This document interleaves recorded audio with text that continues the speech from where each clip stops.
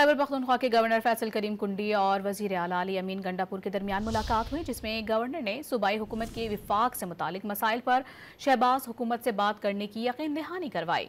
वजीर आला अली अमीन गंडापुर ने बताया कि मुलाकात का कोई एजेंडा नहीं था। गवर्नर हाउस पेशावर में सूबाई काबीना में शामिल नए वजीर की हलफबरदारी की तकरीब हुई, जिसमें वजीर आला अली अमीन गंडापुर भी शरीक थे।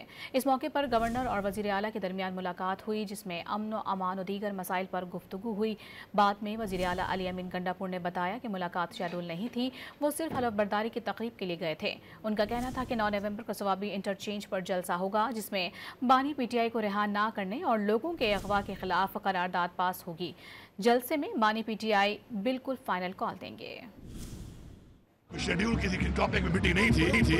मैं तो हल्फ के लिए गया, तो हमारे मिर्जा साहब कहा था, वो हल्फ हुआ और हल्फ के बाद वापस आ गया प्रोग्राम में इधर। इंशाल्लाह 9 तारीख को हमारा सवाबी मोटरवे के ऊपर इंटरचेंज के साथ हमारा इंशाल्लाह एक हमारा बहुत बड़ा एक प्रोग्राम है जलसे का, और उसमें बेसिकली हमने करना ये है कि हमने करारदाद पेश करनी है, और उस करारदाद के अंदर हमारे साथ जो हुआ और जो हालात बने हुए हैं, और इमरान खान को जो रिहा नहीं किया जा रहा, बेगुनाह जेल में डाला हुआ है, दरमियान में जो उनके साथ रवैया इख्तियार किया गया, हमारी मुलाकातें पार्टी की बंद की हुई, लगातार हमारे लोगों को अगवा किया जा रहा है।